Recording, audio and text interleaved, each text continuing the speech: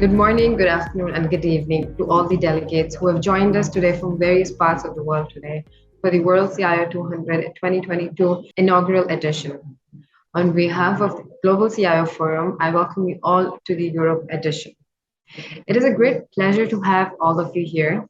And continuing the legacy of the past five editions, we are very excited to see this multi country roadshow with the Europe edition. This year's CIO 200 Summit revolves around the theme of Lead X, which is leading through transformation, where technology is borderless, ambitions are fearless, and leadership is limitless. On that note, it gives me great pleasure to call upon Ronak Samantre, CEO of GEC Media, to present the inaugural welcome note. Over to you, Ronak. Hi everyone. Good morning, good afternoon, and good evening to all of you who've been part of this CIO 200 roadshow today from different part of the world. My name is Ronak Samantrai, co-founder and CEO of GC Media Group. I'm really happy to be a part of this roadshow today and to officially announce the beginning of CIO 200 2022 edition. Today, we are starting with European Union, which has been a new edition for our CIO 200 2022 roadshow. In this, the, many of the European countries will be taking part, and a lot of different speakers from different countries sharing their views, sharing their thought leadership, sharing their pain points about the technology, how it is going, and definitely we'll have some key vendors to speak as well, who will be addressing to the challenges. And CIO 200 has been a great roadshow for us in the past, and with that, GC Media has taken a step forward to make it even bigger and better this year.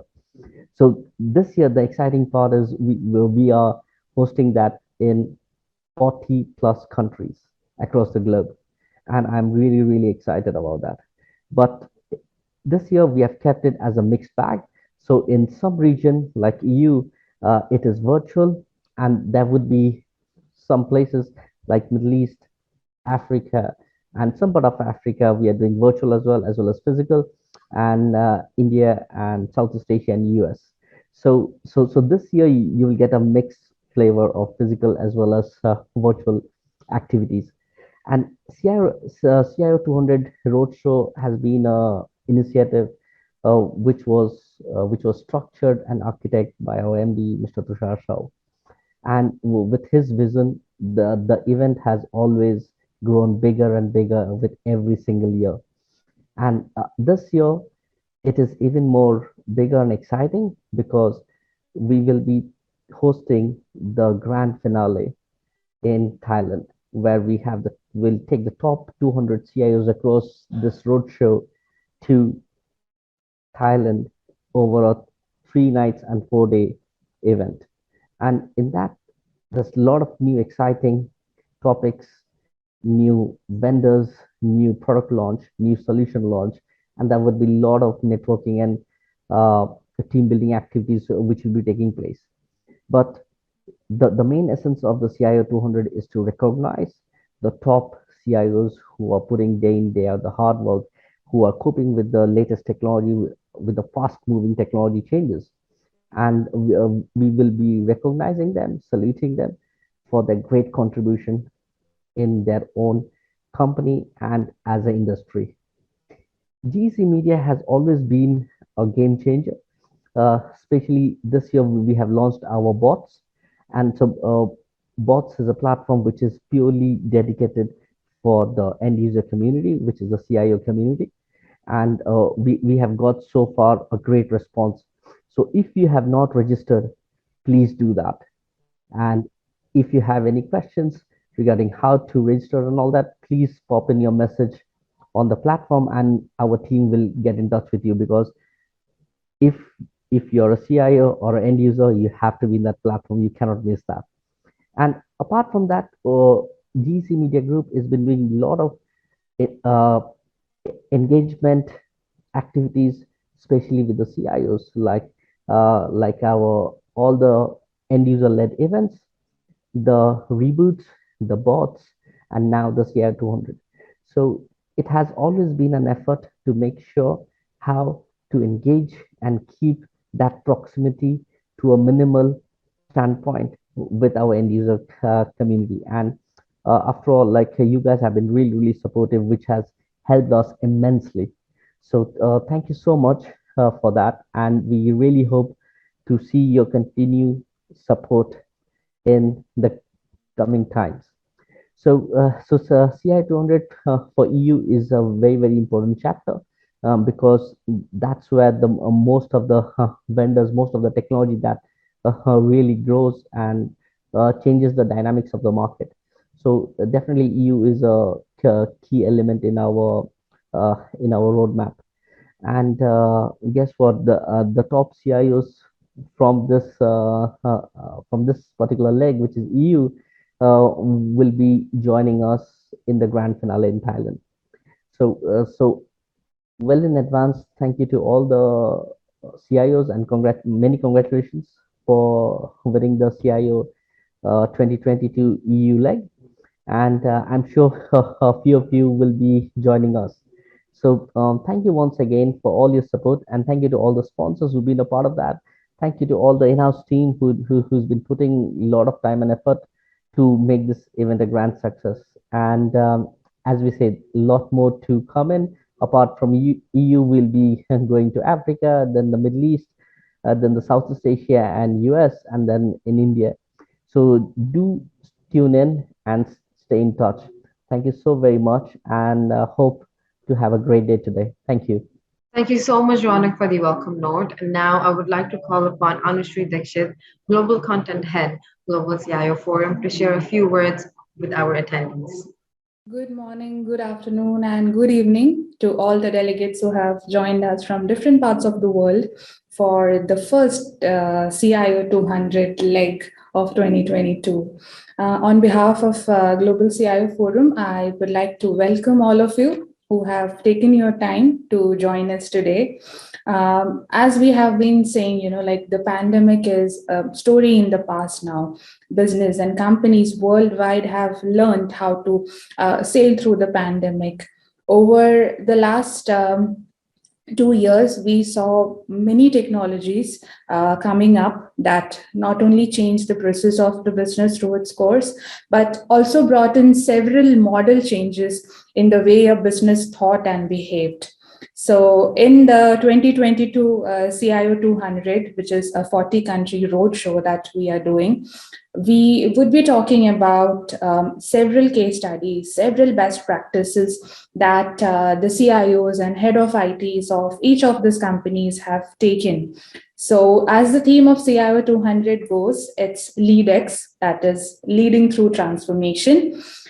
We would be highlighting the case studies of several CIOs who have been a catalyst of change in their companies, who have successfully brought out many best practices that have completely changed the business. 2021 and 2022 so far as Global CIO Forum has seen, has actually been the change where business and IT aligned with each other. This has been a theory for the last, I would say, 10 years. But we saw some actual and real practical applications of how business and IT actually aligned, and how these newer technologies were a truly game changer for the companies worldwide. So we hope that all you delegates would truly enjoy all the keynotes and sessions that we have planned for you. And as we always say, CIO 200 is not just one event. It's a series of celebration that we do. And this year, the celebration is just intense as the countries are over 40. And we are so happy to be bringing to you the EU edition to all of you today. We have participating country like Spain, Germany, Netherlands, Italy, and much more. We have also handpicked some great speakers from these locations who shall be sharing their insights with you on how the post-pandemic era has been for them, and what leading through transformation means for them. So as as it goes. After completing the 40 country tour, we shall be having the grand finale of the World CIO 200, which would be held in Thailand on the November 23rd and 24th. So kindly accept this invitation from us. If you have not put in your nominations so far for the CIO 200, now is the time to do it. So with that, I would like to sign off. We hope that you would definitely have some great takeaways from what our thought leaders and speakers have to say.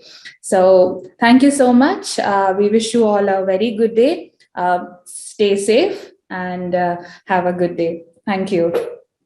Thank you, Anushree. The World CIO 200, established in 2017, it is a multi-country CIO felicitation ceremony that recognizes the achievements of digital leaders of today globally. Touring globally, we award the hardest taskmasters who have brought transformative changes in the IT infrastructure of their organization.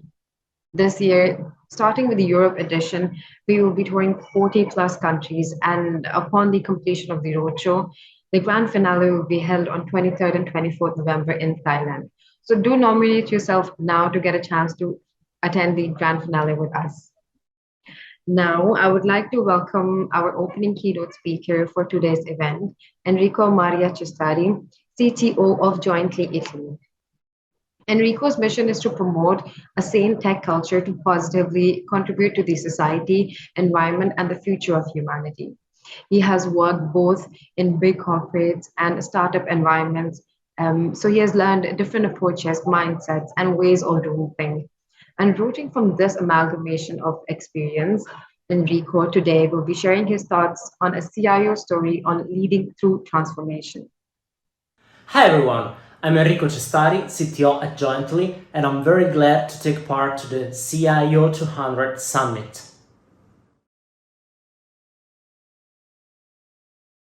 Today, I want to discuss about a topic which is definitely not trivial to address properly. Yet everyone has been talking about it for years. Digital transformation. Now, I want to reveal you a secret. I really hate that term. I do not really like to call it digital transformation because I believe it is more of a buzzword sometimes and something that is too often sold as a project or magic recipe that companies can just apply as a predefined set of actions, but it's really not like that.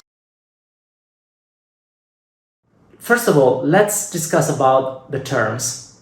What is digital? What does digital actually mean? From a computer science standpoint, digital is just something that has been transformed into a sequence of zeros and ones, and it is represented by such a sequence. So the video of myself you're watching right now is represented by a long sequence of zeros and ones, and your computer displays it the way you see it. The audio of my voice, also even the background noise, everything is mixed in this very long sequence of zeros and ones, which would be unintelligible for a human being, but it makes a lot of sense for a computer standpoint. So basically, the whole IT world has always worked with that paradigm. It's not new. There's nothing modern with that. And also companies have been using computers for decades. They are already using digital to some extent at least. So the true question when I hear the term digital transformation is what is not digital when we talk about computers? Because writing on a paper is not digital. Using a typewriter is not digital. Storing papers in a drawer is not digital. And even talking to people face to face is not digital. There is a huge amount of things that are not digital and that we do in our daily and working life. But of course, there is also a huge amount of things that have been digitized in our daily life. So it is not correct to say that companies are not using digital. From a certain standpoint, I really believe that the marketing hype has a role in that. Nevertheless, I also have to admit that there is some sort of new transformation ongoing, and the key here is speed. The tech market has changed at an incredible pace. It wasn't easy to predict, and even tech people struggle to keep updated with all the new trends and possibilities. It is not even just about technologies, it is about paradigms, that new technologies habilitate. It's a domino effect. Faster networks allow cloud computing paradigm. Cloud computing paradigm allows new company to start from scratch with low investment and scale quickly. These companies can then leverage new devices that are connected to the internet and that provide data. And this data can be analyzed to provide new insights to the businesses. Then these insights can be leveraged to create even new digital value propositions, and these digital propositions disrupt markets and industries. So additional companies can emerge and thrive leveraging this disruption. So yeah, there is a transformation in process, but it's just not about new magic technology, but rather about a way of organizing ourselves to use both existing and new technologies in an unexpected way. And when I say new technologies, I'm not talking just about the technologies that are new today. I'm talking about the future technologies. Companies that aren't keeping up to pace with this incredible change are not going to succeed. We can call it digital transformation, or we can also call it like rapid tech advance, which I admit it's not as fancy as the previous term. And I do not care so much about how we call it. The important thing is to understand what it is. Digital transformation is not a project. It just can't be. Like, whoever is trying to sell you a digital transformation project is either lying or not knowing what it's talking about. Full stop. What is transformation in first place? Well, it all starts with a change, but it's more than that. A change is moving from a point A to a point B in two statuses that are different in some way. Now, a change is not always easy, but is manageable. It can also be imposed. Let's think about a new law, a government issuing a new law that will be active from next month, or even a company issuing a new policy that has to be implemented next week. I mean, this is a change. It can happen quickly, but you can also try it and then roll back if things go bad. Like if the change wasn't good, you try it and you go back. With a transformation, the change becomes permanent. It is much more deep. It happens when people change their culture and mindset. Example, moving towards remote working was an imposed change during pandemic, but in a lot of contexts, it worked. And so people transformed their mindset. Remote working is now part of their culture. And this is why today it's so difficult to go back to on-site working, because people change their minds, change their culture. It's not just a change anymore, it's a transformation. A change in people, culture, and mindset is something profound. It's not easy to go back. When you actually transform something, you do not move back. It just can't happen with a project. There is no way for me to draw a Gantt chart and set deadlines and milestones saying, okay, in this date, people, mindsets, and culture will change. Do not believe digital transformation can be achieved with a project. There is another reason why so many attempts at digital transformation fail. It is when a company thinks that digital is an IT.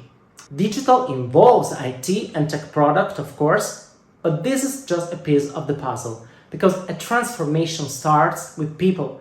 And in order to get a real transformation, the effort must be coordinated at the whole company level. Specifically, digital transformation is very much about the organizational design, like how people and teams are designed to work together. The point here is technology will keep on evolving as fast as it did. So an organization must be able to reshape itself continuously, several times, and ensure that their teams are in the right environment to leverage that continuous innovation. The key point here is that if you change the organization, you change the outcome. In an era in which the outcome is so much impacted by digital, and digital is evolving so fast, even organization must be able to evolve fluidly. This is also why I hate the term organizational structure or restructuring. Structure is about something fixed. Sure, you can always do a restructuring, but then you're moving from a fixed schema into another fixed schema. Digital organizations are fluid. They remain fluid because they prepare to respond quickly to market possibilities enabled by technology.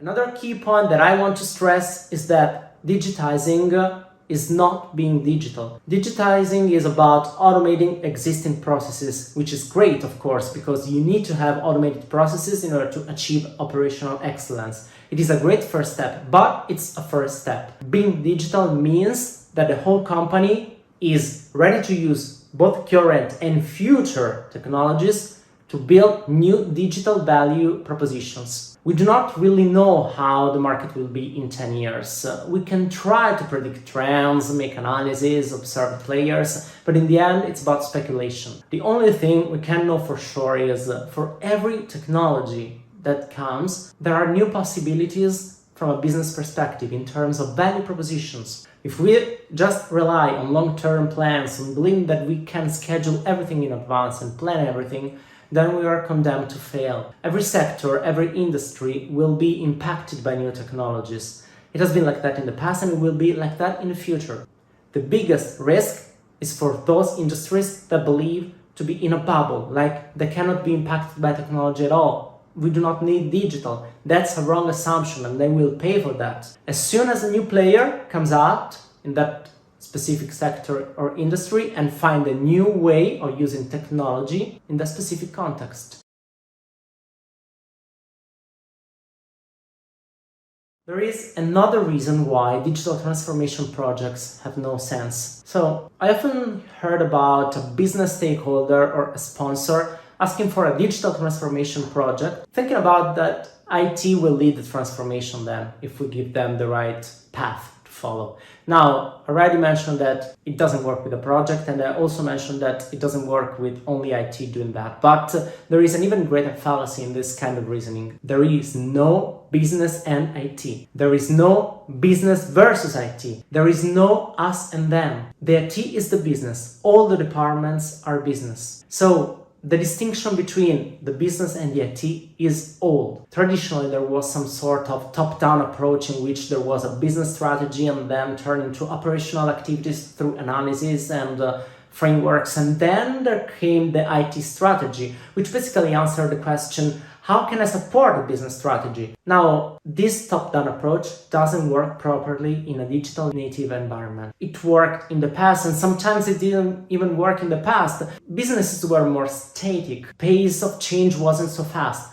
Today, it doesn't work at all. It doesn't make sense at all anymore. Cross-functionality is the key. And also, if you listen to agile practitioners, they have been promoting this concept of cross-functionality for years, yet this is not implemented enough. Silos make no sense. Why? Because no one has all the skills, competencies, and domain knowledge to really bring end-to-end value. So, stop making distinction between the business and the IT. If this is happening in your company, you can be sure you are not going to be digital.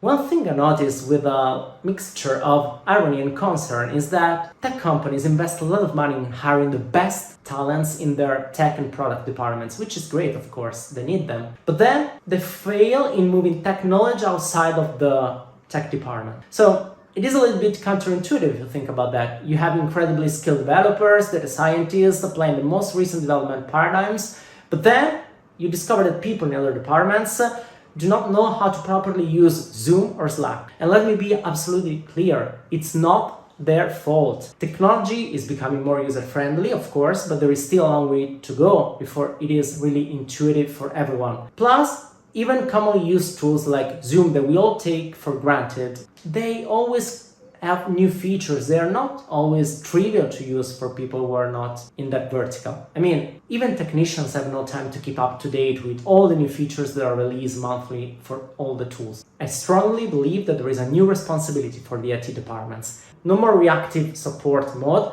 but more proactive evangelization of digital tools. We have to move one step forward. We have to teach the person how to solve the problem, how to use the tool so that the person will not need to open a ticket anymore and maybe will not even need the IT support for that specific topic. There is one last key point, and I believe this is the real reason why so many transformations fail, and it is change is painful. It's a truth, and it is not just about digital, it is about humans and society as a whole. Real transformation means getting rid of people's ego. accepting new job titles, new roles, see position changing. It involves frequent reskilling, lifelong learning, resilience, optimistic attitude, and even long-term vision. It's not easy. And what is the solution? There is no easy solution. We have our opinions, our beliefs, our identities. It will never feel easy to let them go. The only suggestion I feel confident to say and give you is be aware of this human tendency, both at an individual and at a company level. Now, being conscious and aware of this tendency will not solve it, will not solve the issue, but at least it will allow you to have an open mind and also accept to try and experiment to change. Remember, we can always go back from a change if it reveals to be bad. If you have an open mind, you accept to try to change. And if you see the change works, then you can start believing that the change was good. And then it can turn into transformation. Thank you. Thank you for the fantastic session, Enrico.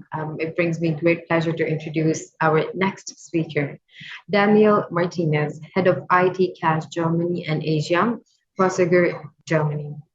A bit about Daniel. He's, of course, a successful and experienced global CIO and CTO with a very strong experience in developing and restructuring company structures related to IT and technology.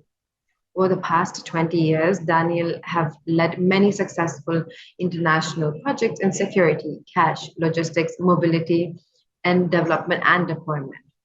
Today, he will be sharing further insights on the topic of CIO keys to gain competitive advantage after the pandemic. Welcome to the CIO keys to gain competitive advantage after the pandemic, presented by Daniel Maestre. Currently, I work at Prosegur, a world security leader. I am the CEO of Australia and the head of IT Cash Germany and Asia. I am international IT speaker and facilitator as well, and I have more than 20 years leading IT transformations. Let's start with the CIO keys to gain competitive advantage after the pandemic. The world has changed. Get advantage through transformation. The world has changed unexpectedly and suddenly. Every change brings opportunities and challenges. Even in the worst situation, you can find advantages. You just need to know how to get them. Lead the way through transformation, lead X, and to transform, change and evolve.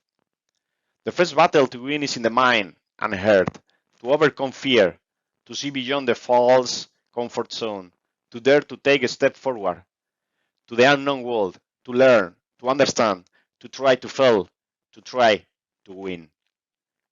Transform yourself, transform your mind, transform your health, transform your life, transform your environment, your society, transform the world. Anything you can dream of, you can do. So easy, so simple. Post-pandemic main changes. The hybrid working model is the new reality. The workplace is no longer physical. Hybrid means blending the best possibilities of physical and virtual work models. The cloud, agile, innovation, multi-location, and performance are key in the IT transformation strategy. Cybersecurity involves everything, not just the typical external measures, but the 365-degree strategy. Preventive and proactive measures are critical. A cyber attack could mean closing your business. This suite is trying to find the right balance in a hybrid world, but sometimes it is not easy to overcome what our eyes tell us and our minds do not easily accept to transform all the structures. The typical ground questions are, I don't see my team in their workplaces.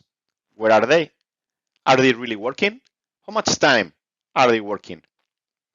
Create a safe, clear, regulated, transparent, reliable, attractive, team working, measurable work model and allow your business to take off in the future. Technological and cultural transformation to gain competitive advantage. The fundamental keys are customer-centric business management culture. Very simple. Your customer is the star. Empower telecommunications, SD-WAN for instance.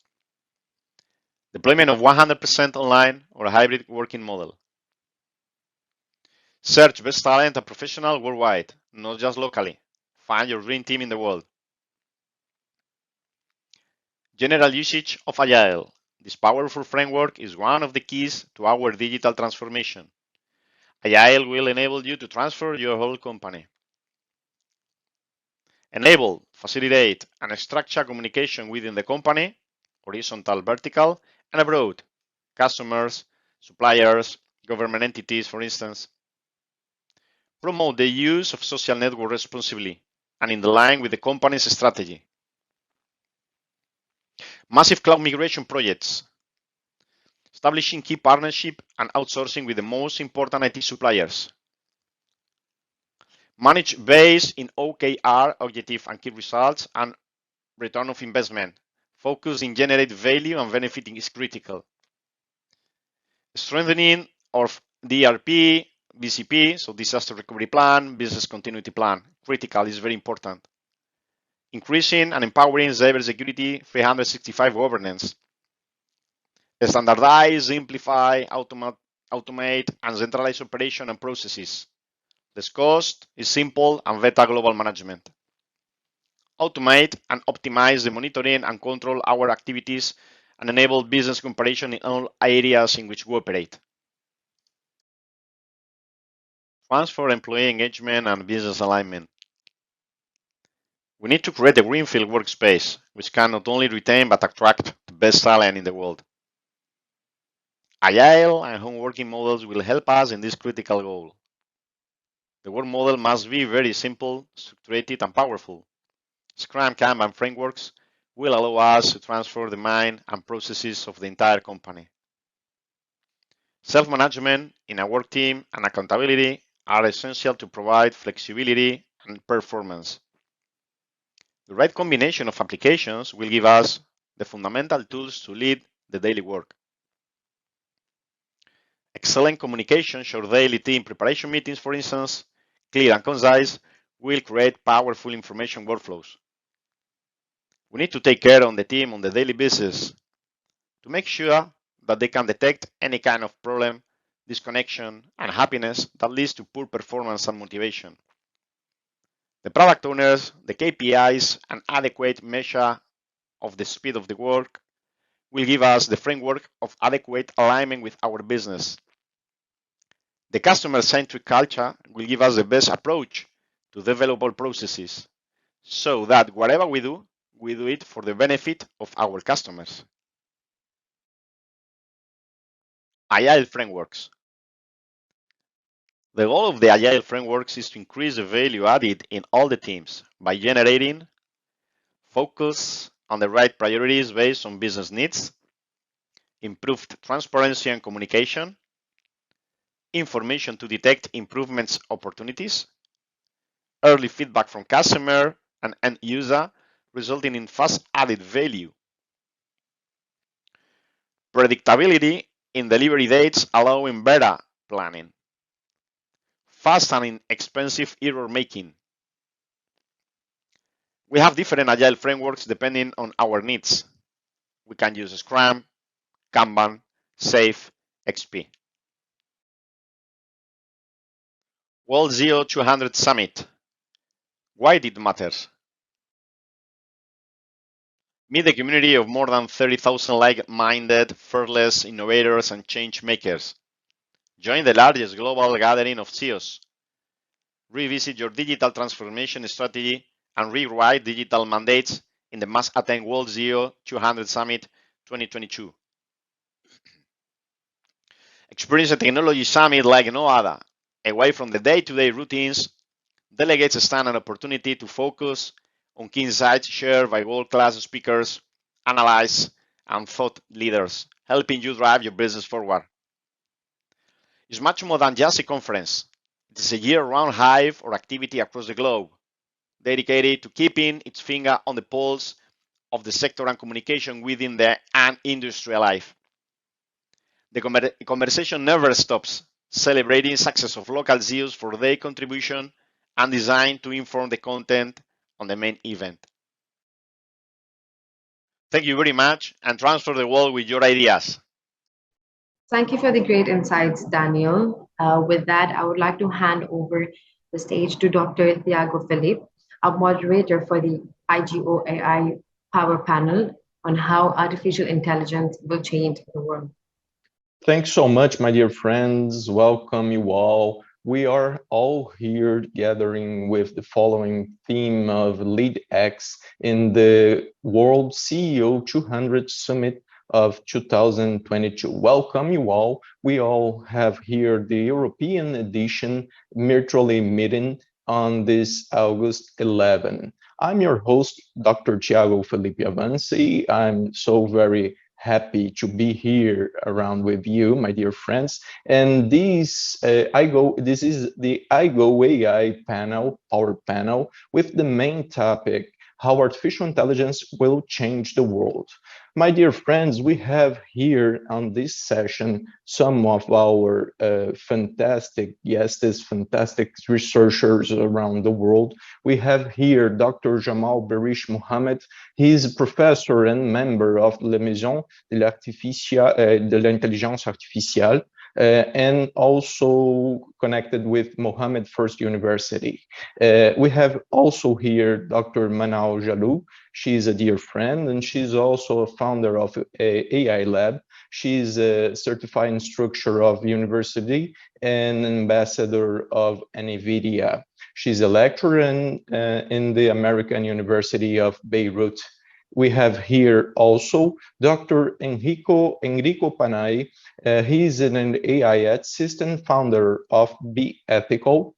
And finally, we have here Mr. Badir Busabat, and he is a co-founder and president of AI Together. Welcome you all, my friends. I'm so glad and so very happy that you all could make on this meeting that we are having, this session that we are having here. And as I mentioned, we are going to talk a little bit about how artificial intelligence will change the world. And this topic is some of our favorite topics of interest and research.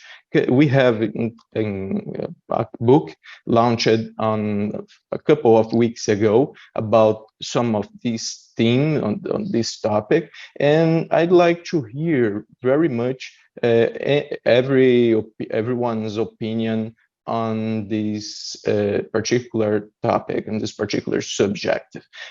So, to talk about artificial intelligence, this is a buzzword. We all know it, this artificial intelligence. There is some different ways to understand it. There is ways to deal with this buzzword artificial intelligence, but we are dealing naturally with a kind of a tool or programming tool. And this is all that we are facing on this session, on this panel. And I'd like to hear a little bit from Dr. Jamal on the topic, the future and the connection with AI. Dr. Jamal, how are you doing, my dear friend? I'd like to hear from you if AI can be used, for example, how can a solution be applied to an AI to improve our world for good? We also all know that AI can be a fantastic and magnificent tool for the well-being, perform of mankind, but we also have some worries about a bad use of AI. What can you tell us, Dr. Jamal, about this topic, my friend, this question? Okay, thank you very much, Tiago, and thank you for this great discussion about how AI can change the world. So we can see that AI can work in these two ways, can be good word and can be the bad word. So don't forget that from 1940, the IA is still the big bang of theory, still until now. And the application of IA is an algorithm that can stimulate human thinking. This is what we can we teach for all our students. So now, if we can talk about how can IA application of IA improve the world, I will expose two examples that I have living in. The first one is during the COVID pandemic. This that can be the best example that we can explain. In fact, human use generally in-person contact. They have face-to-face. They need to face-to-face to communicate. And when we have a pandemic, COVID, they change the rules. So during this period, as an academic, we have working to find all solutions that can use to have a normal life, to have a normal life so with all COVID restriction, and how to can change this situation of pandemic COVID. So in this moment, the application of IL will be a necessity. So we have in this what we can say in this situation, we have typical appearance of some applications that we have working on, and they change the situation. We have chatbot application to boost communication between patient and virtual doctor, and this type of application try to determine if patient is a COVID case or not. We have appearance of what we say engine, research engine that analyze, extract data from COVID related from COVID publication. So all of this application use artificial intelligence, and if we can't use, if we don't have artificial intelligence, we can't change this situation. We have also some appearance of robots that implement artificial intelligence to assist patients 20 hours by day, 7 days by week. We have also some application to detect individual person, extract temperature, and analyze if this person respect the COVID restriction, like having mask or social distance, respect of social distancing. And now we have some teams in the world that work that use IA to generate, to have ability to generate and test some what we say correct vaccine of COVID. So that exists in some use case. Artificial intelligence does generate many types of vaccine. So if to close this question, yes, I will have one real use case that I have in Senegal when I was traveling in Senegal. And it is a very, very good use case. I have a meet call with one person of administration of a natural reserve of animals. And this natural reserve has, if I remember, 17,000 hectares. This is biggest natural reserve. So the problem is they have some problem with the reserve is how to preserve this reserve against fish poachers, what we call poachers, the person that have killed animals and taken animals. They want to detect the presence of these people and this all of this reserve. They want to preserve the life of the agent working in this reserve, but because every time we have this agents of security with the poachers, they have always fire in the two sides.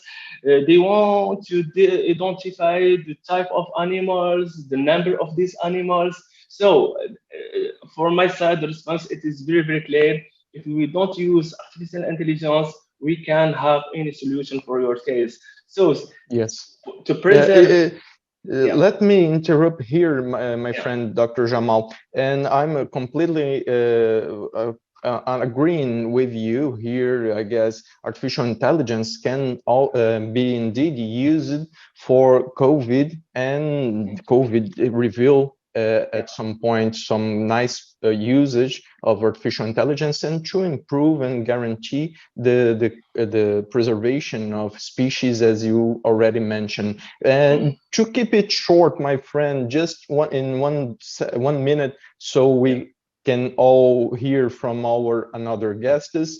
What do you believe, my friend, that we need, this humankind needs to create an AI, a new AI-based technology to impact the world, to perform and to deliver everything that you already present here for us? 1 minute, my friend, please. Okay, so okay, in 1 minute, if we want to have technology-based IA to what we need, naturally we can say we need coding and skills in project management. But in fact, this is not the reality. We can't find this skill everywhere. What we need is that the person who is in charge to manage our daily life need to believe in IA, need to trust in IA, need to believe that IA is a solution, not a problem, need to have a real funding and investment in research at the university, need to encourage startup in this area, need to encourage innovation. When we have this ecosystem, when we have this, at this moment, we can say we can have all the motivation to create solutions by this AI that impact the world. But we need to believe in AI that this is the solution, not a problem. Yes, yes, I completely agree with you. We must believe on AI, and we must believe in that mankind can use AI for a better good, a better use. I completely agree, my friend. Thanks so much, Dr. Jamal, for all your insights. And I'd like to have here, invite here Dr. Manal. As I mentioned, she's a friend of ours, and she will talk. I'd like to hear a little bit, Manal, about AI and governance and AI and planning. Manal, my friend, what's the role of the governments on the first in AI adoption? What there are the guidelines for building a national AI strategy? This is a tough question, my friend. Can you answer, please? Well, hi, Tiago. How are you? Hello, everybody. It's my pleasure to be here with you today in this panel discussion. Well, Tiago, as you said, AI is here to stay, and the pace is actually accelerating, and governments need to figure out how to deal with that, because if they do it right, by harnessing the opportunities and mitigating the threats, then AI could actually help to us to overcome our greatest challenges and actually improve people's lives. So around the world, governments have recognized AI, and they are seeing it as a nation-defining capability. And countries are looking into their education systems, perhaps, to develop world-class, generational AI capability, while ensuring the equity, privacy, accountability, economic, and social impact of AI. So there has been a study on the globally on the national AI strategy landscape, and so far there are more than 50 national AI strategies worldwide that represent 90% of the global GDP, and this number is increasing. So nations and governments are drafting their national AI strategies, trying to equip themselves for the future, and following some guidelines in order to build up for this age of AI. So the question is, what are the general recommendations or guidelines for governments in order to build a national AI strategy? Well, we have to start with the investment and promotion of research and development. So most of AI research currently might be driven by the private and academia sector. However, governments can have a foot there, and they should invest in AI, in AI research. They should also invest in driving partnership with the private sector, perhaps bringing the private as well, academia and the industry together, drive AI innovation in that direction. So also governments need to drive the early adoption of AI technologies and their applications, and perhaps initiate pilots for public use. So one thing governments could do is to integrate AI into the delivery of their own services, and to improve the lives of the citizens. And here they have to allocate some budget for R&D, so that researchers can benefit from in building up their AI applications. Another area would be also to ensure the availability of data. So as we all know, greater the volume and better the quality of data, the better the AI systems that we are able to build. And usually governments have the highest portion of the data available at their under their umbrella. So one thing that governments could do is to galvanize the availability of data to the private and to the research community to benefit from that data in order to build better AI systems. Also, governments might look into the funding of rigorous evaluations of AI applications in order to measure their impact and cost effectiveness. They need to create a policy, legal, regulatory environment that could achieve the right balance between the proper AI development and application, as well as ensuring the equity, privacy, and the rights of the citizens when it comes to AI applications.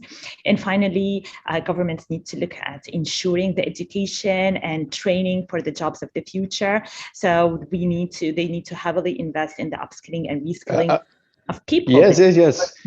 That's precisely what I'm going to ask you on the following question, my friend, about the jobs. But let me connect here what you were talking about with Jamal just said a few moments ago. I believe strongly you are absolutely correct. I believe strongly that this governance, that these rights that must be used and created and developed by governments must be a proper tool to ensure that society probably adopt, use, and trust on AI, as Jamal just mentioned, my friend. But let me go back a little bit. You are just mentioned about jobs. We are facing a new industrial revolution, 4.0 work revolution, industrial revolution. How, my dear friend Manal, how can AI impact on the job landscape? Can you answer shortly about this, my friend?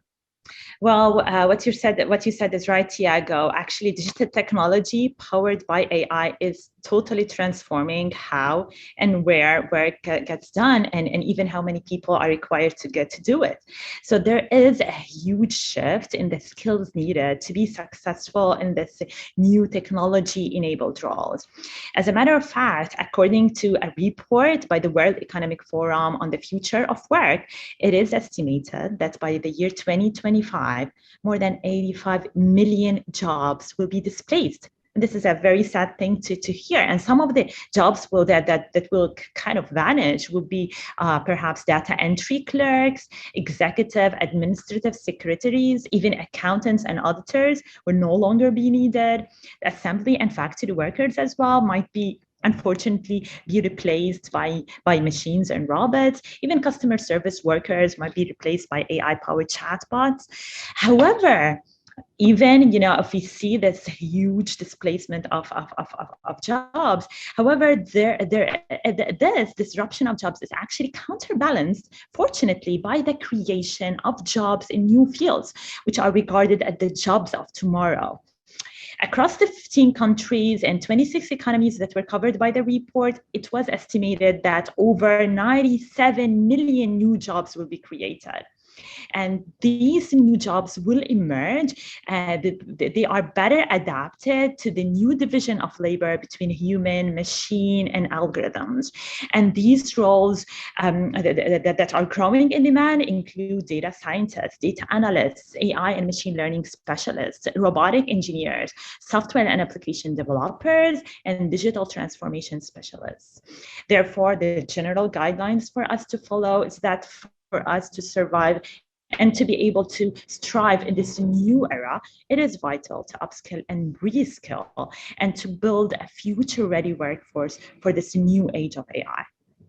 Yes, my friend, fantastic. Some new jobs die and new jobs come, and this is part of human evolution. We have this around all mankind, and we are debating on the law field, on legal field. We are debating the possibility of use of AI systems to kind of be a judge or be an auxiliary tool for the judge and also for the lawyers on the manifestations and the suits usage. And this is some quite huge advancements, and we are debating on the legal field, Manal, if we can use AI system to be indeed all the judge, or it must be, or there must be a human judge to be the chairman of this suit. This is quite interesting topic. Thanks so much, my dear friend Manal. Thanks so much. And about this governance, there is some quite particular topic that I'd like to invite Dr. Enrico Panai to share with us some of his thoughts on these. I'm talking about ethics, because law and ethics, governance and ethics are quite connected. Dr. Enrico, thanks so much, Enrico, my dear friend Enrico. I'd like to hear about this topic from you, Dr. Enrico. Do we want to undergo change or govern it? I'm talking about ethics and AI, the role of the philosophy and ethics for design the future. How much we need to be connected with this particular topic? What can you say, Dr. Enrico? Thank you. I'm glad to be here again. Thank you to all the panel. Basically, I'm an ethicist, and I'll be talking about what ethics is. But in my life, I managed projects in IT, so I know how developers do code and to program AI. And the point is that there is a questions that have been asked to me all along my life is why we need ethics. And generally, when I tried to express why ethics was important in AI, the answer was, hey, that's not my cup of tea. We do not need ethics to work with data or ICT or artificial intelligence in the last years. But that's not the reality. It's like saying, I do not need any grammar to speak a language. Yes, it's true. You can not be an expert in language to speak a language, but you need to construct your phrase with a grammar structure. And it's exactly the same with ethics. Ethics is like the bed, the river bed where the river can flow. And so we need it to make, as we need a grammar to make a good speech, we need ethics to rule and govern all the ethical challenge that we are facing.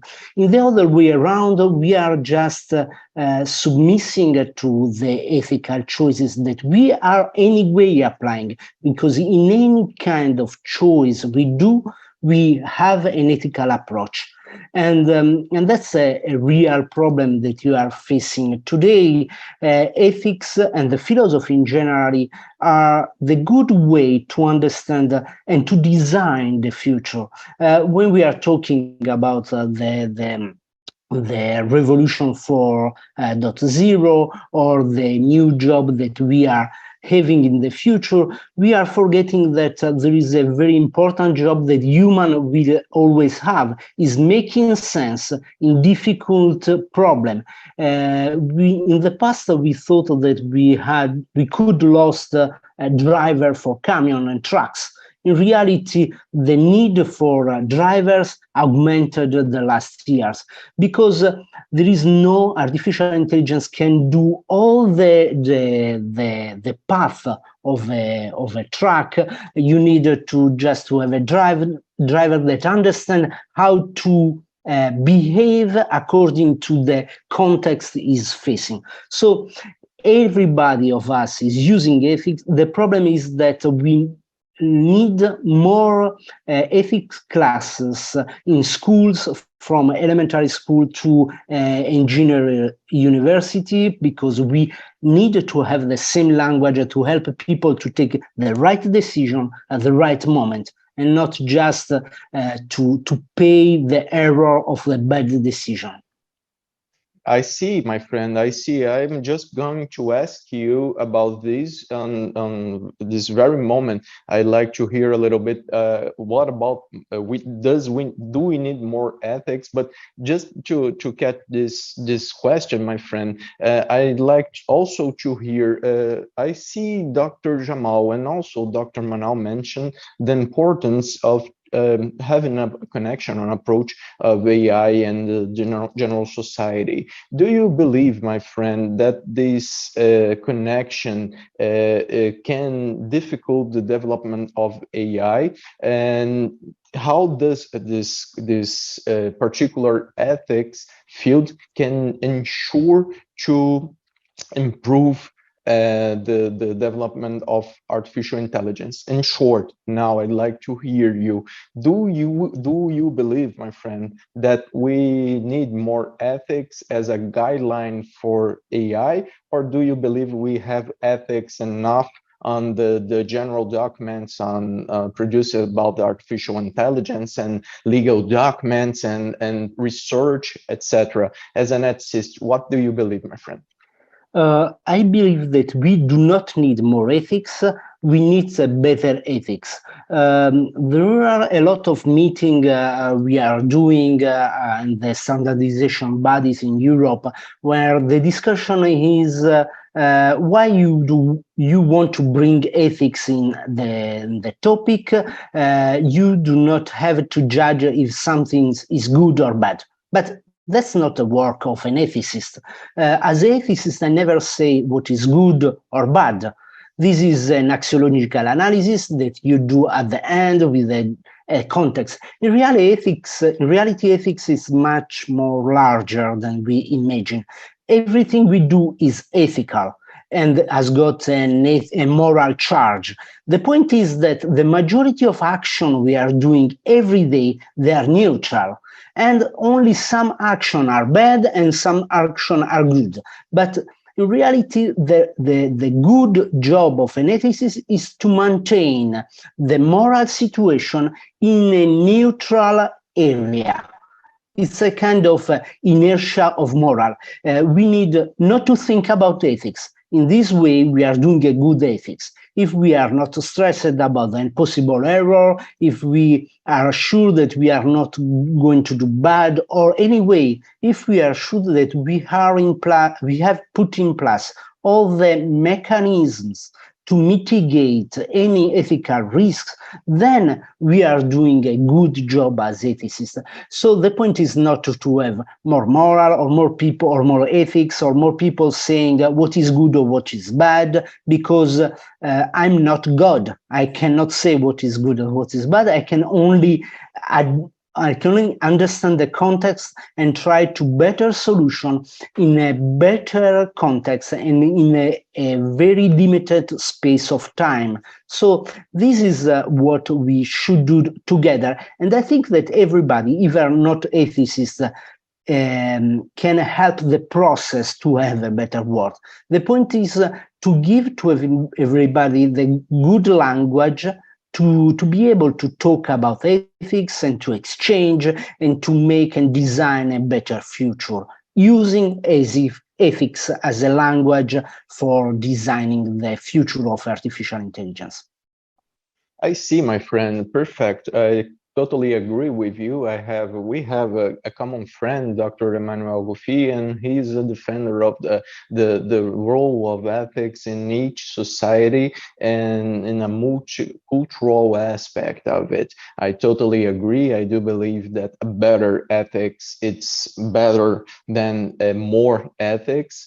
Some discussions of these are kind of void, and I do believe also that the importance, as Manal and and Jamal already mentioned the importance of each society debate and each society bring the reality of AI for each cultural aspect, his cultural aspect. This is very, very much important because we have some vertical relation, imposed ethics, imposed governance, something like that, it will not work as planned. There is some cultural difference, significant cultural difference from China reality, from US reality, European reality, Brazilian reality, etc. And this must be respected. And this is the importance of a better ethics, as you already mentioned.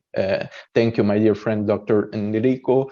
So, Sure. Badir, okay, and in this particular topic of AI and economics, I'm gonna ask you, my dear friend, a tough question. I'd like to know if you can answer it shortly, because it's a tough one. But what's the economic value of AI? Can you answer it shortly, my friend, in short minutes, in a few minutes? Okay, so artificial intelligence in economics is undoubtedly the most underexplored field. If we go through history, we all know that the most important philosophers and thinkers were Marx, Milton Friedman, Schumpeter, and Keynes. They all used economics to better understand development and technology in general. But more concretely, artificial intelligence is a systemic tool. It means that it will have an impact on all sectors simultaneously. But what are the main economic consequences? First of all, AI development will cause a drop in costs. We all know that today's innovation puts downwards pressure on the cost of yesterday's innovation. And this pace will get faster and faster. In other words, AI will accelerate access to technology. Secondly, this mechanism will also enable us to launch new and unknown businesses and positively react to the market. Consumers, existing consumers, do have tons of expectation we can help them to consider thanks to the use of artificial intelligence. And for this very first question, I would like to conclude with the following demonstration. Data has decreasing marginal efficiency. It means that the 10th piece of data will always have more impacts than the 1,000th piece of data in AI systems. It means that contrary to our preconceptions, AI empowers competition because it will multiply the number of new companies. The idea that AI will create monopolies is economically an untrue statement. I see, my friend. This is some challenges on economics, and as I mentioned already, there are some quite challenges to be faced by everyone here, because all the development of artificial intelligence will be quite connected with economics application. I'm completely agree here with you. And my dear friend, let me ask you, and following up this idea, why would AI be a higher quality investment in the upcoming years? What can you when can you tell, what can you share about this particular detail? We already been seeing the use of AI in, for instance, Google, Microsoft, Facebook, and another different AI companies of technology around the world, and how this will be a nice investment in the future. What can you tell? This is a very important question. In my point of view, this challenge is linked to data quality and data understanding. The financial sector, which is, let's say, one of the most important economic activity, still has many challenges to improve the quality of the data and improve data processing by artificial intelligence. Risk management in the financial sector is the department that will benefit the most from AI. And in many banks, data is in different formats or located in separate systems. And this makes it impossible to explore AI to better support the economy in the best conditions. According to Gartner, 50% of available data become dark data. We should consider data as an investment because, first of all, it's available without requiring high costs in the long run. But to better support the economy, we need also to consider this following aspects: the unbankedness. This is a very important one because more than 10 million people in the euro area are unbanked. In some Western countries, 30% people are unbanked. Let me mention Texas, for example, in the US. Consequently, artificial intelligence services are intimately linked to the international financial system. For example, when you subscribe to Netflix, which can, let's say, analyze your preferences thanks to its artificial intelligence, you must necessarily pay the subscription by credit card. And exclusion from the financial system will never allow AI to be developed on a large scale. This is therefore very important and crucial for both banks and AI businesses to support the financial transition, to help people to be fully connected to the financial sector.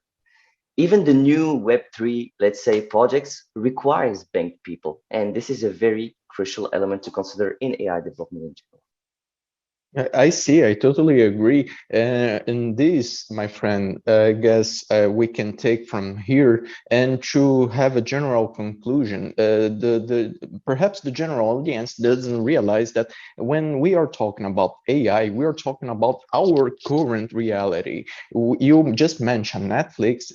I just mentioned Google. I just mentioned Facebook, and this is part of our lives today. And this is quite connected with the general economics development. There is no Facebook without investments and investors on it. There is no Google without a simple Google it to search something online will not happen without the proper investments and investors. And there is no Microsoft today, even with some selling operational systems. There is no Microsoft without investors. And this is quite connected also with everything that we already seen today: governance, ethics, because economics, ethics, governance, law, it's all part of our social structure and some of our challenges that we will face from on artificial intelligence. This is happening right now. This is not the future. Artificial intelligence is not the future. It's now. It's been now in a couple of years, and it's been now, will be keeping happening from on. My dear friends, I'd like to thank you all for being here in this panel, on this session. I learned a lot, and I'd like to state a salute for the international group of artificial intelligence in the person of our dear friend, Dr. Jassin Haji, and also to our dear friend, Mr. Tushar Sahu, some of our dear friends from the organizers of this fantastic panel, fantastic event. Thanks so much for being here with us. Thank you so much for sharing some magnificent thoughts that you already do. And we are now closing here our session. Goodbye, everyone. Thank you. Bye. Thank you. Bye-bye. Thank you, Dr. Thiago and fellow panelists, for the amazing takeaways on the most talked about subject of this year. Now for the next session, all the way from Switzerland, I'd like to call upon Dr. Milan Kumar, Chief Information Officer of Commercial Vehicles ZFCV Systems, Global, Switzerland. Now, Dr. Milan is an experienced CIO and CDO. He's a global IT leader, technology and TEDx speaker, international author, educator, and startup mentor. He has extensive experience with Fortune 500 companies like BMW, General Motors, British Airways. He will be sharing critical insights on leveraging mega trends, digitalization for sustainability in smart factory. Over to you, Dr. Milan. Hello, everyone. I'm very happy to present within the CIO community about the leveraging the mega trends, which is digitalization for sustainability in a smart factory. My name is Milan Kumar. I am currently playing the role for the CIO for the commercial vehicles in the ZF group. In the past also, I have been very active global IT leader. Worked with Volkswagen, BMW, as well as General Motors.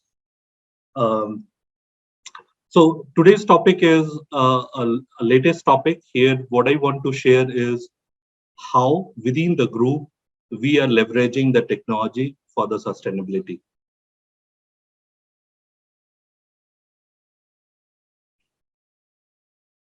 So within the ZF group, we have a program called Acting Now.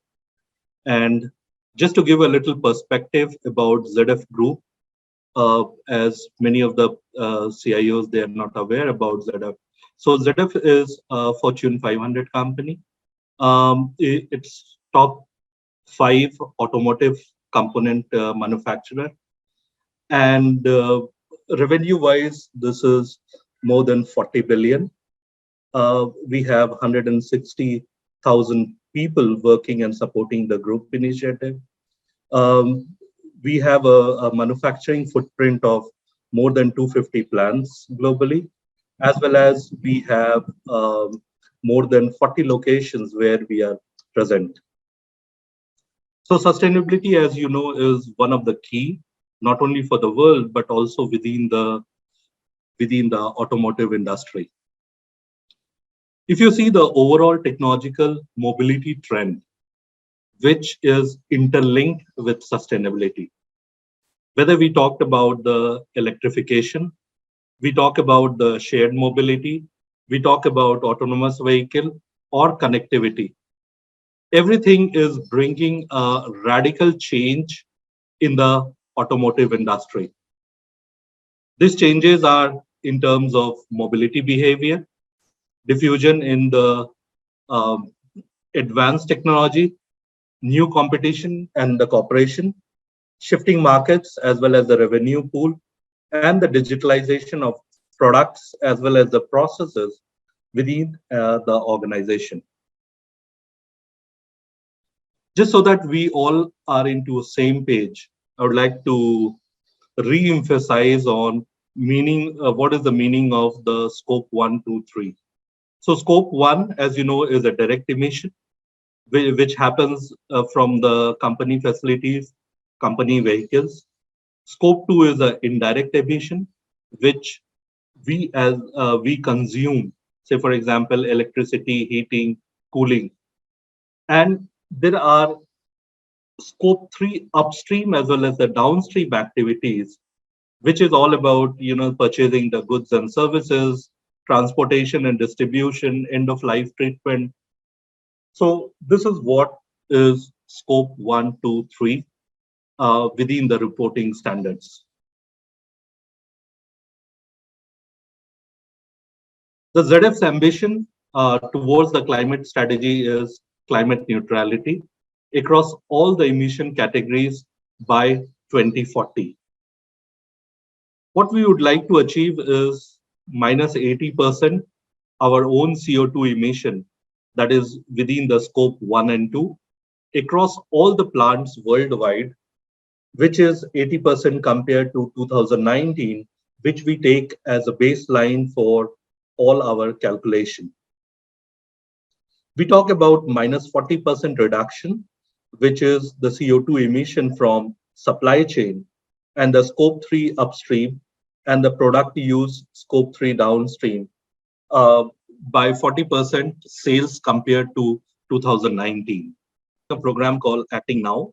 So it is divided into 7 different levers. So the first, what we call is acting for climate and nature. So which is about the climate action, sustainable and the circular products and operations.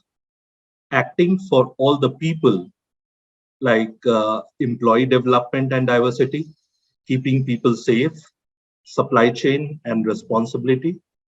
And the last, what we call is acting for lasting values, which is responsible behavior across the business and the long-term value creation and resilience.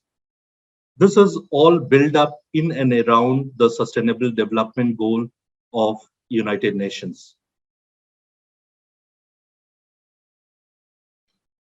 Every year, we emit more than 51 billion ton of greenhouse gases across the location. So here I'm talking about uh, the total which the different factories or different automotive or different kind of emissions that people do within the earth. Based on the social progress index, we are running more than 62 years behind the schedule. And it is a real time that we need to act now. If we would like to reduce from 51 billion ton in the world to zero, it can be only enabled through technology. Based on the World Economic Forum, there are certain set of tools and technologies which is helping us to support as well as to reduce sustainability, be it AI, blockchain, IoT, 3D printing, AR, VR, robotics. So all these technologies are helping us to reduce the overall sustainability across the globe. Based on the World Economic Forum study, there are more than 10 sustainable development goals which can be where we can apply the technology to reduce the emission levels. And the higher numbers, which are more in the Industry 4.0 application area, which is for the good health and the well-being, affordable and the clean energy, industry innovation and infrastructure, as well as the sustainable cities and community. Based on the studies, there are 70% of the 169 sustainable development targets which can be supported by technological innovation. And again, we can support different sustainable development goals, be it poverty, gender equality, life below water, as well as life on the land. Within the group, as I said, we are focusing on the ZF plans, the supply chain, as well as the production area. And you see the different set of KPIs which has been defined from the business side, which we are trying to support through technology to achieve these particular targets. Now, let me take you through a couple of the examples which will also help you to go back and analyze within your industry how you can leverage the technology. Within automotive and when we are doing the manufacturing, there is a big need where we have a lot of goods moving from different locations, be it a third-party vendor or the finished product that we make. They move from different warehouses as well as the production location.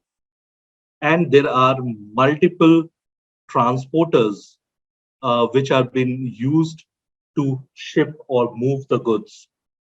Here, one of the good examples that we tried to achieve where we had a significant CO2 reduction was when we wanted to plan the overall optimization of the route. when the goods moves. And as I said, the goods could be the finished goods as well as the goods which we receive from our third-party suppliers. So this is a AI-based data product which was developed in-house, and now we have started rolling it out to almost all the locations. Another example where technology is helping significantly is all about the energy management. So the platform which we have developed with this particular platform, which is a IoT and data AI product, we are able to analyze what kind of consumption of the electricities or the energies are happening across location and also across different shifts. This helps us to analyze and also see the wastage that can be saved further. And gradually, in every company, we will be going forward with green energy. So the percentage of green energy, which is replacing a traditional energy mechanism, can be monitored.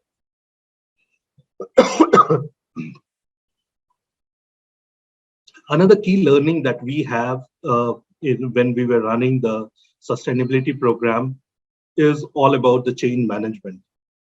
So many people who would like to contribute towards the sustainability, but unfortunately they were not aware about what kind of emission levels that we are doing, what are the topics which are already running, which are the areas that they can focus.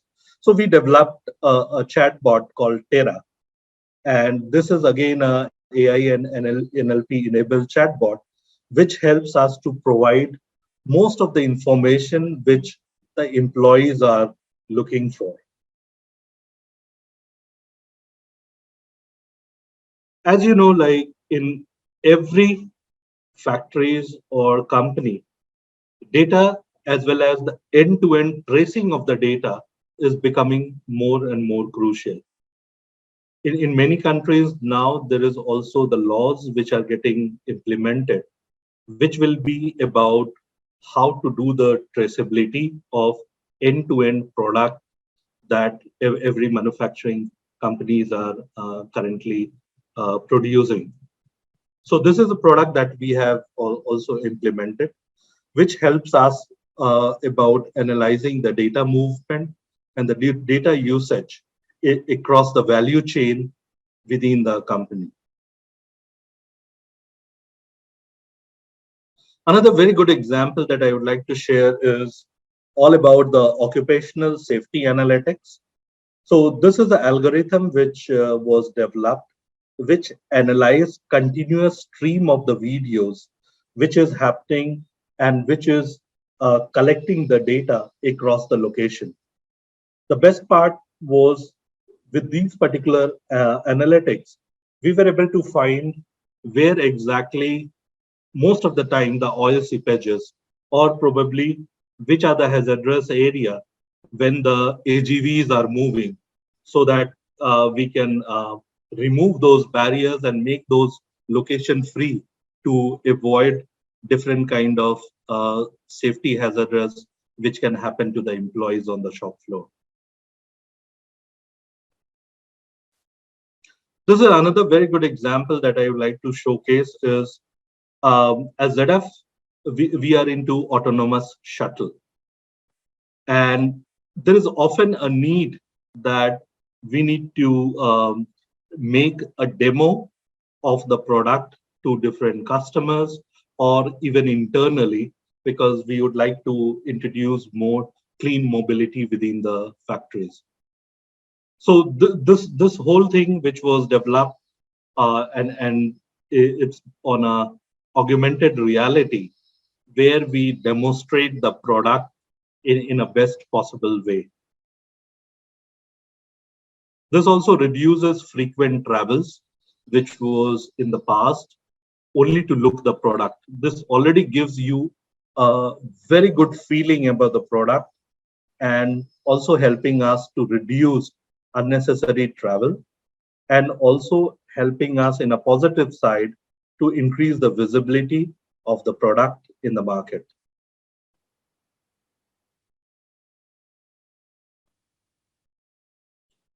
skill development is another one of the key areas in the sustainability development goal. So here also in ZF, we are utilizing the augmented reality based education and training for all the shop floor employees, that they can check themselves, they can analyze what kind of machines, what kind of functionality these machines are having.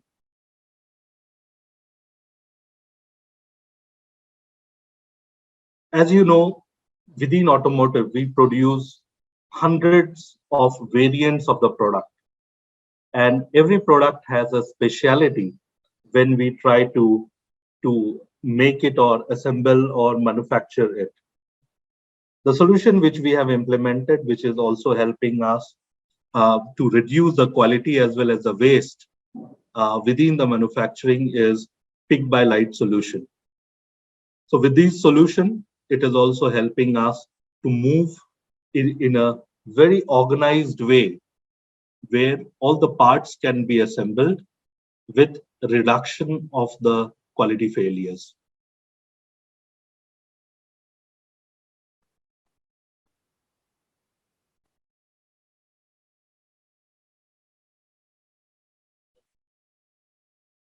Another key area which is not only helping sustainability, but also during the COVID time, it's all about the remote assistant enabled professional support. So the products that we install or we provide it to different OEMs, or the product which we use internally for different kind of assembly. And due to the limited travel topic, we wanted to avoid the production loss. And that's how we went ahead with more remote assistant support for different products that we either manufacture or we use it for producing the parts.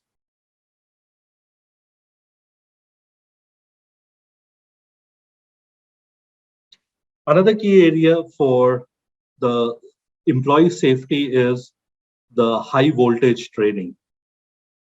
So the high voltage training is all about, because within the when we are assembling or manufacturing the parts, there is a huge consumption of electricity, and all the electricity comes with different volts or the powers. And the guy on the shop floor, he needs to understand the safety part of that. Otherwise, there could be a fatal accident.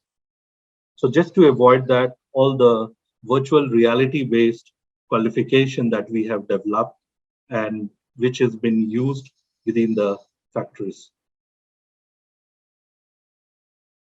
So if you see that the commitment that we as a group have made towards 2040, where we would like to be a climate neutral in all the scope, and with the technological advancement and support, we are confident that we will be able to achieve that commitment.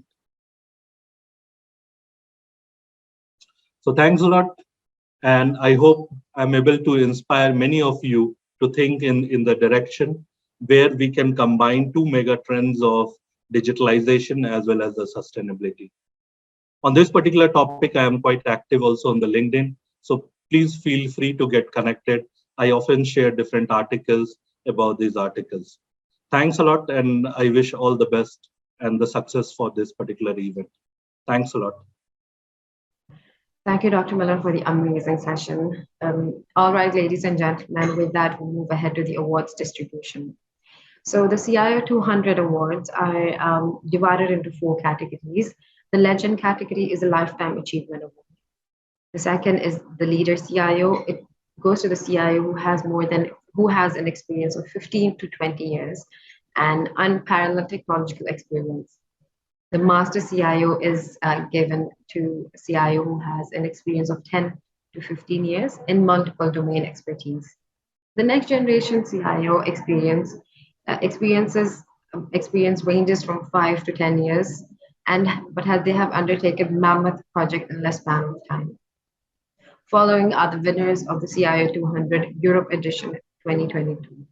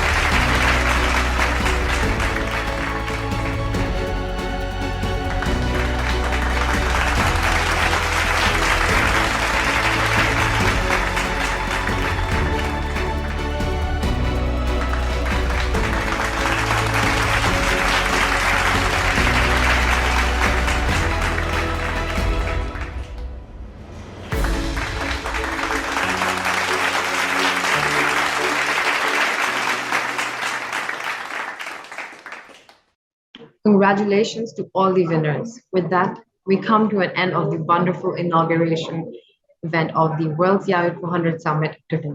I hope you all enjoy the presentations and sessions as much as we did while putting them together.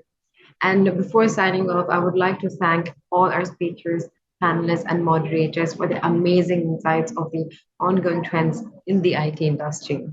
Thank you so much, and we look forward to seeing you at the next round, which will be on 18th of August, the Africa edition.